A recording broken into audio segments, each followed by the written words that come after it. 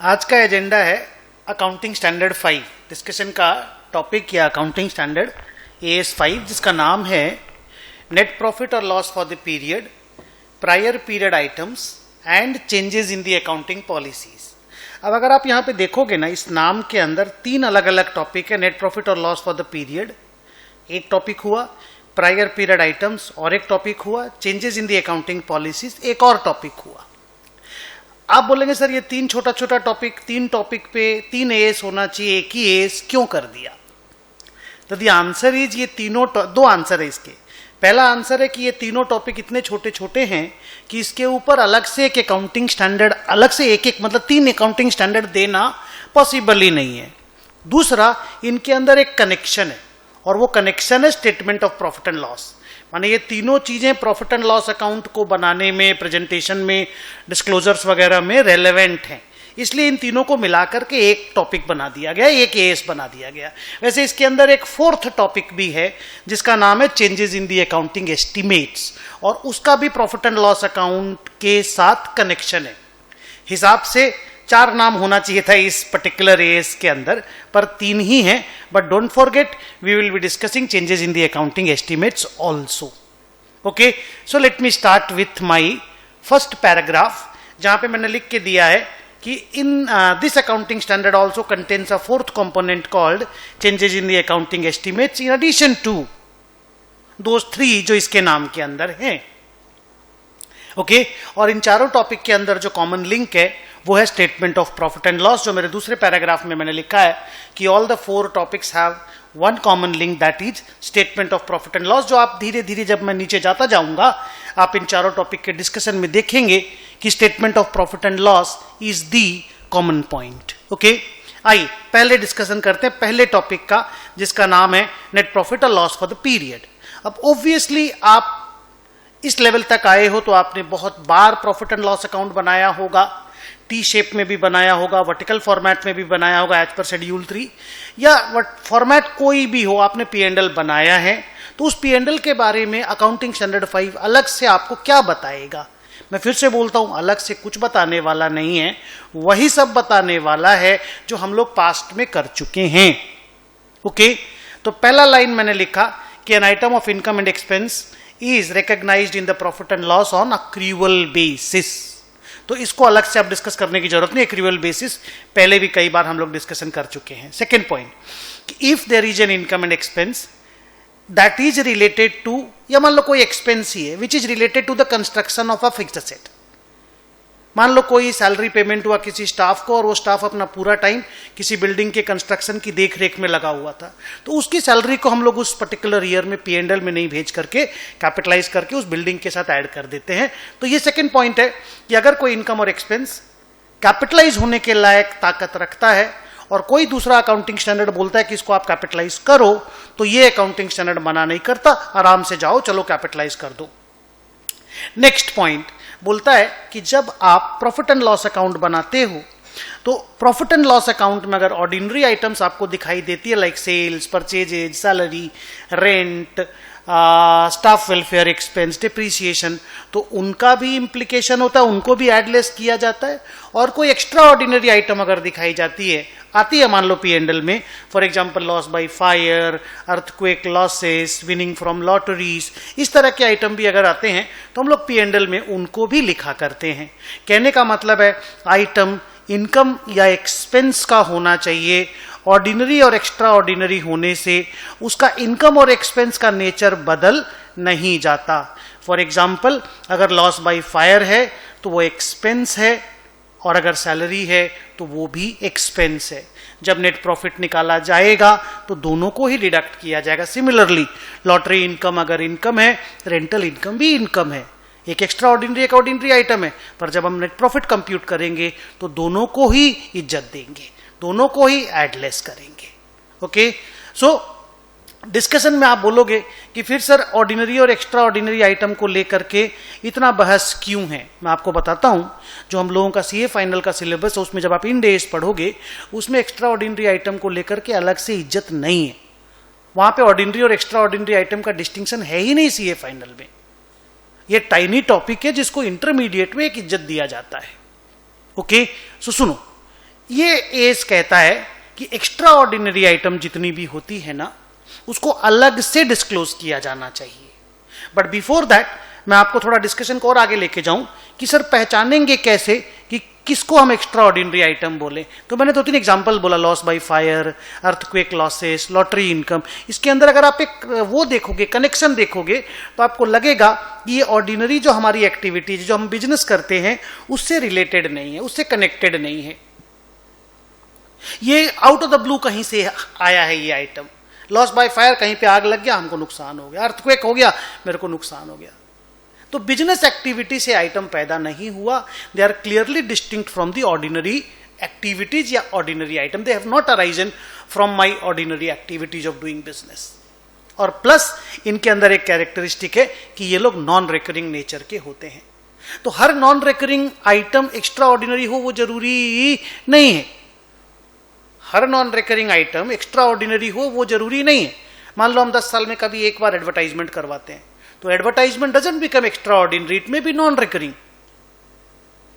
तो extra ordinary होने के लिए उसको नॉट एन ऑर्डिनरी आइटम होना जरूरी है। नॉट एन ऑर्डिनरी का मतलब हुआ कि that should not have arisen from ordinary activities of my doing business. Non recurring होना उसका एक कैरेक्टरिस्टिक है। ओके, सो हम लोग ये बोलते हैं कि an extraordinary item is an item that is clearly distinct from ordinary item and therefore it is not expected to recur frequently. So an extraordinary item is extraordinary because it is not ordinary and not because it is not recurring. Clear हुआ? आई अब आप बोलेंगे sir करना क्या है? मान लीजिए salary है और मान लीजिए लॉस बाय फायर है, करना क्या है? दोनों को ही तो डिडक्ट करके नेट प्रॉफिट निकलेगा। ट्रू, लेकिन अगर कोई लॉस बाय फायर है और एक्स्ट्रा ऑर्डिनरी आइटम है, तो ये अकाउंटिंग स्टैंडर्ड बोलता है उसका सेपरेट डिस्क्लोजर होना चाहिए। ई नंबर पैरा में मैंने लिख के दिया है कि an extra ordinary item, sorry F number para में, ई में नहीं, ई बाद में आता हूं, कि the nature and amount of each extraordinary item should be separately disclosed either on the face of the profit and loss और in the notes on accounts. कहने का मतलब ये है कि एक्स्ट्रा ऑर्डिनरी आइटम का लोगों को अलग से पता कर रहना चाहिए कि भाई ये लॉस बाय फायर, मान लो 20 करोड़ का लॉस बाय फायर हो गया, तो उसके कारण मेरा नेट प्रॉफिट गिर गया, अगली बार नहीं गिरेगा। नहीं समझे?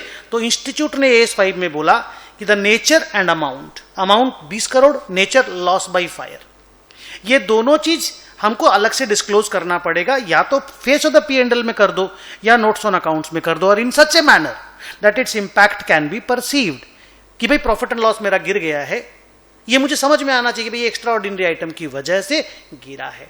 तो इसलिए AS5 में एक्स्ट्रा ऑर्डिनरी आइटम को इंपॉर्टेंस दिया गया। ओके, और बोला गया कि एक्स्ट्रा ऑर्डिनरी आइटम को अलग से दिखाना। अब मान लो एक पर्टिकुलर ईयर में 3 एक्स्ट्रा ऑर्डिनरी आइटम आ गए, तो क्या करेंगे? आप एक काम कर सकते हो, फेस ऑफ द P&L में आप लिख दो एक्स्ट्रा ऑर्डिनरी आइटम्स, और उसका तीनों का, मान लो लॉस बाय फायर, एक्स्ट्रा क्या नाम, अर्थक्वेक लॉसेस और लॉटरी इनकम, उनका एक नोट्स ऑन अकाउंट्स बना दो, उसमें तीनों का नेचर और अमाउंट लिख दो। नहीं समझे? और नहीं तो तीनों को ही P&L में लिख दो, लॉस बाय फायर एक आइटम, अर्थक्वेक लॉस दूसरा आइटम, और लॉटरी इनकम क्रेडिट साइड में तीसरा आइटम, दोनों आप कर सकते हो। ओके सर, ऑर्डिनरी आइटम को लेके कोई खास बात? कोई खास बात नहीं, बस डेफिनेशन ये है कि an ordinary item is an item that arises from the activities undertaken by an entity as part of its business and such other related activities which are in furtherance of or incidental to or arising from these activities. कहने का मतलब है business करते करते जो भी item P&L का पैदा होता है वो ऑर्डिनरी आइटम कहलाता है। तो सर ऑर्डिनरी आइटम को लेकर के कोई खास बात है क्या? एक्स्ट्रा ऑर्डिनरी के लिए तो आपने बोल दिया, और ये भी आपने बोल दिया कि ordinary extraordinary add less तो दोनों बराबर तरीके से, इक्वल तरीके से ही होगा। एक्स्ट्रा ऑर्डिनरी के लिए आपने बोल दिया अलग से डिस्क्लोजर चाहिए। ठीक है, समझ में आ गया। ऑर्डिनरी के लिए भी ऐसा कोई खास बात है क्या?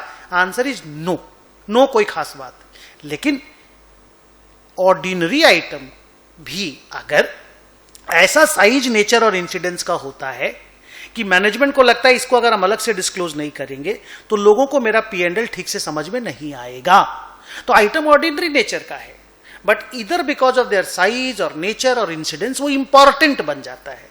तो हम लोगों के अकाउंटिंग स्टैंडर्ड ने क्या बोला कि चलो इसको एक्सेप्शनल आइटम का नाम दे देते। तो मैं H नंबर पॉइंट पे जा रहा हूं, इसको एक्सेप्शनल आइटम का नाम दे देते हैं। तो सर करना क्या? एक्सेप्शनल आइटम को अलग से डिस्क्लोज करना है। ओके, सो आइए नेक्स्ट पेज में चलते हैं। देखिए एक्सेप्शनल आइटम के बारे में हमारी क्या खास बातें हैं। पहला, थोड़ा इसको बोल्ड कर दूं,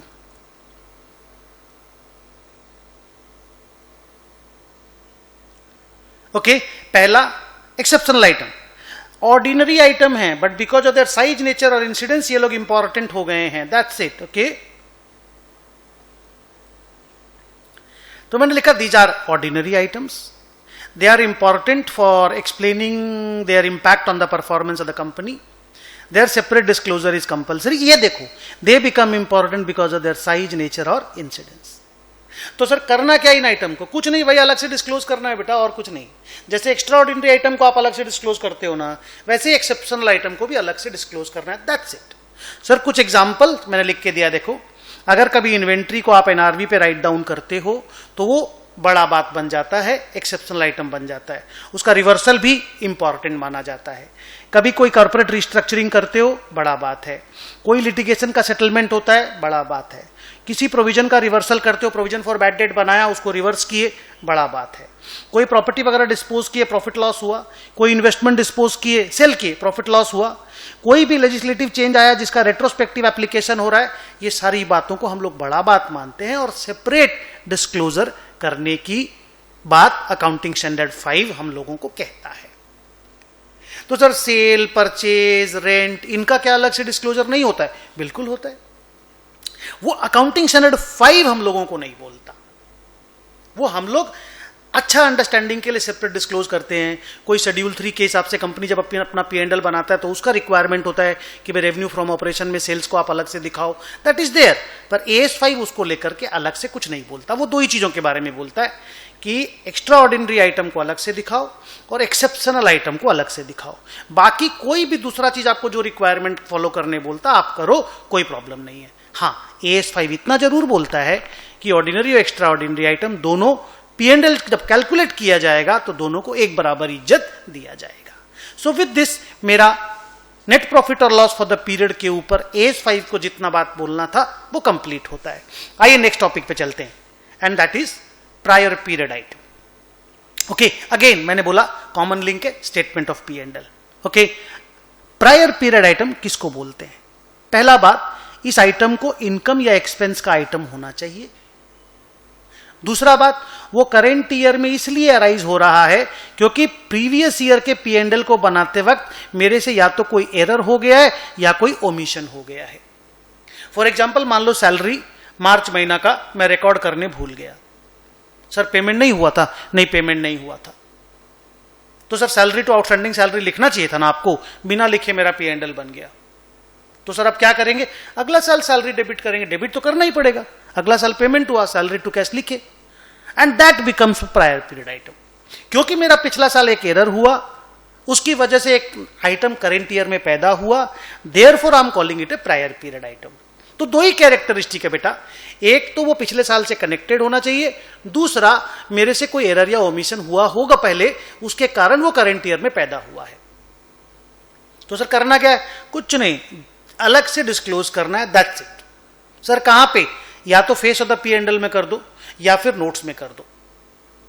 ओके, कुछ लोग तो क्या करते हैं, भाई एक्सपेंस के रूप में डेबिट तो करोगे ही, अब सैलरी है तो डेबिट तो करना पड़ेगा ही। या तो आप लिख लो salary 15 crore, prior period salary 3 crore. नहीं समझे? Salary 15 crore, prior period salary 3 crore. या फिर आप कर दो salary 18 crore, notes on accounts में सैलरी का नोट बना, वहां लिख दो salary of the current year 15, prior period salary 3। ये दोनों चीज परफेक्टली अलाउड है, कोई प्रॉब्लम नहीं है। ओके, आइए मैं पढ़ता हूं। A prior period item is an income or expense that arises in the current year as a result from error or omission in the preparation of financial statements of one or more prior periods. Very easy. The nature and amount of each prior period item should be separately disclosed. मैंने बार बार बोला, these are presented in two ways, in the profit and loss account as part of income or expense, या फिर P&L बनाना, ऐसे भी कर सकते हो कि P&L को बना लिए, सैलरी 15 करोड़ लिख दिए, नीचे अलग से prior period salary, prior period salary को नीचे अलग से भी लिख सकते हो। सर एरर किसको बोलते हैं? तो एरर होता है कोई मैथमेटिकल मिस्टेक, कुछ देखना छूट गया, ओवरसाइट हो गया, किसी फैक्ट को ढंग से इंटरप्रीट नहीं कर पाए, पॉलिसी ढंग से अप्लाई नहीं कर पाए, दिज आर कॉल्ड एरर्स। तो मैंने एक बहुत सिंपल सा एग्जांपल दिया कि भाई मैं सैलरी ढंग से अक्रू नहीं करवा पाया। ओके, सो अगर आप ढंग से देखोगे ना तो ये जो प्रायर पीरियड सैलरी है, रिपीट करूं, 3 करोड़ की, और वो जो लॉस बाय फायर है मान लो 2 करोड़ का, दोनों ही P&L में डेबिट हो रहा है और दोनों को ही अलग से डिस्क्लोज करना है। Got the point? ओके, अब आता है next topic which is my third topic, that is changes in the accounting policies.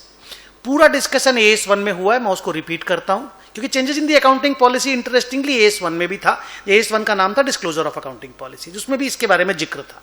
यहां मैं फिर से जिक्र कर देता हूं कि कोई भी अकाउंटिंग पॉलिसी हम लोग अगर कभी भी चेंज करेंगे तो अकाउंटिंग स्टैंडर्ड का ये कहना है, इंस्टीट्यूट का ये कहना है कि अगर चेंज किसी एस ने करने बोला तब करो, किसी स्टैच्यूट ने करने बोला तब करो, या अगर फिनेंशियल स्टेटमेंट का बेटर प्रेजेंटेशन के लिए आपको पॉलिसी चेंज करना है तो करो।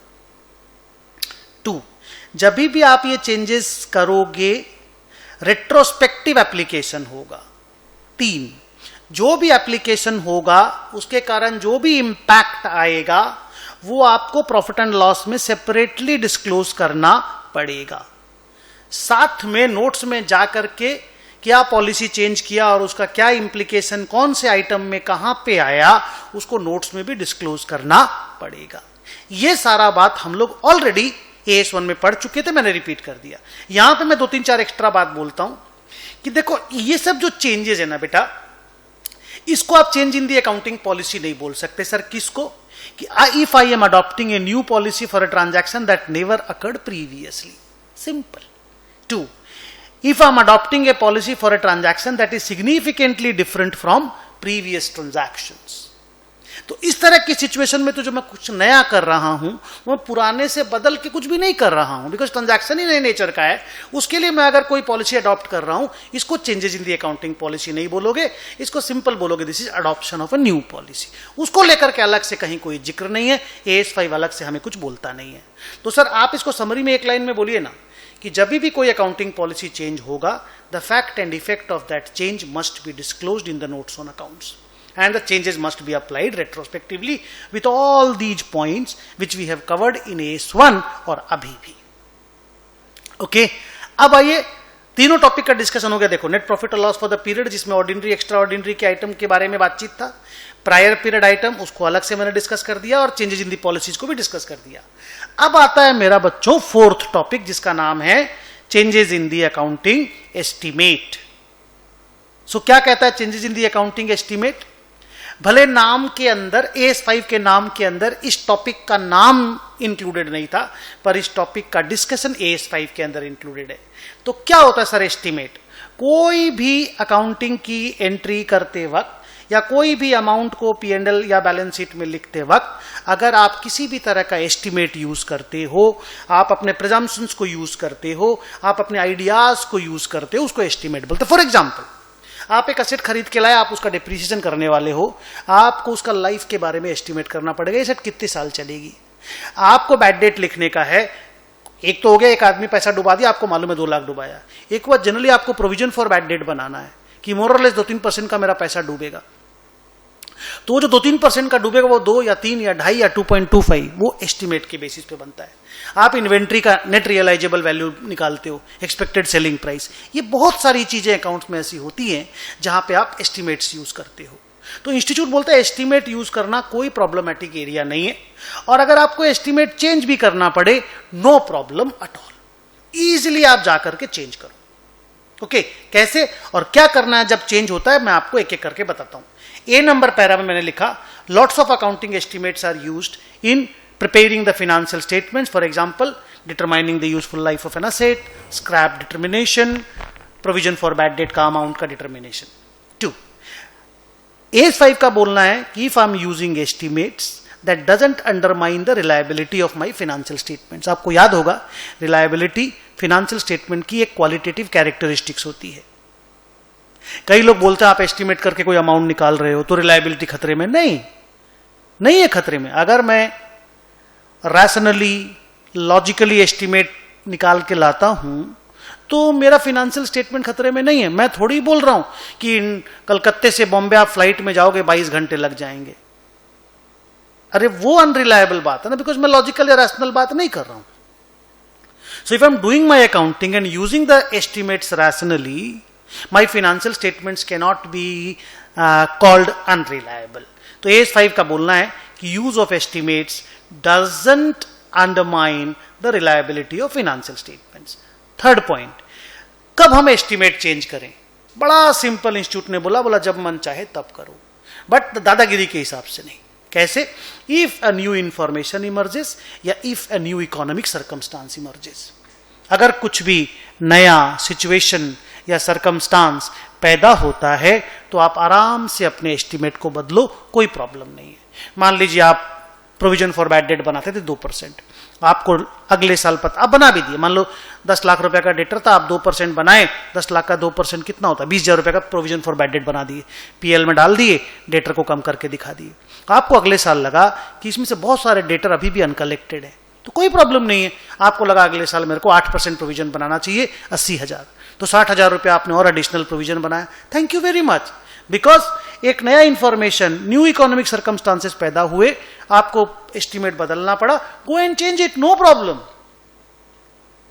बट रिमेंबर, एस्टिमेट के चेंजेस प्रोस्पेक्टिवली अप्लाइड होते हैं, रेट्रोस्पेक्टिवली नहीं। 2, fact and effect of the change को नोट्स में डिस्क्लोज करना। मतलब जो 60,000 आप एडिशनल प्रोविजन बनाओगे ना, तो आपका 2% से 8% का प्रोविजन बढ़ाना, तो आप नोट्स में लिखोगे कि भाई provision for bad debt has been increased from 2% to 8%, and due to that 60,000 का एडिशनल एक्सपेंस मेरे P&L को हिट करता है। ओके? और एक बात इन्होंने बोला कि जब आप कोई एस्टिमेट चेंज करते हो तो सकता है वो आपके करंट ईयर के P&L को हिट करता है, कई बार फ्यूचर ईयर के P&L को भी हिट करता है। तो इट्स फैंटास्टिक, इसको लेकर के कोई इशू मत खड़ा कीजिएगा। हाँ, आप बोलेंगे सर अगर करंट ईयर के P&L को हिट नहीं कर रहा है कोई चेंज, तो फिर करंट ईयर में अमाउंट का तो डिस्क्लोजर हम नहीं कर पाएंगे, इफेक्ट का। हाँ, तो मत करो, फैक्ट का डिस्क्लोजर कर दो, बट फैक्ट का डिस्क्लोजर को छुपाना मत। ओके, सो विद दिस हमारा 6th पॉइंट भी कंप्लीट होता है। और टोटल मिलाकर के जो 4 टॉपिक मेरे को कवर करने थे, नेट प्रॉफिट और loss for the period, prior period items, changes in the accounting policies और changes in the accounting estimates, आपने देखा कि चारों P&L से कनेक्टेड है और बहुत इजीली हम लोगों ने अकाउंटिंग स्टैंडर्ड 5 को कंप्लीट कर लिया। ब्रॉडली अगर मैं बोलूं तो changes in the accounting policy और changes in the accounting estimate, दोनों ही केस में फैक्ट एंड इफेक्ट को डिस्क्लोज करना पड़ता है। नोट्स ऑन अकाउंट्स में ये डिस्क्लोजर आते हैं। डिफरेंस अगर दोनों का बोलूं तो पॉलिसी का चेंज थोड़ा सा डिफिकल्ट है, क्योंकि policy can be changed if the change is required by as statute या better presentation, but estimates can be changed whenever a new information और न्यू सर्कमस्टांस इमर्जेस। पॉलिसी का चेंज रेट्रोस्पेक्टिव, एस्टिमेट का change prospective होता है। बाकी अगर broadly बात करें तो दोनों का फैक्ट एंड इफेक्ट डिस्क्लोज करना पड़ता है। So with this accounting standard 5 का discussion comes to an end. Thank you very much.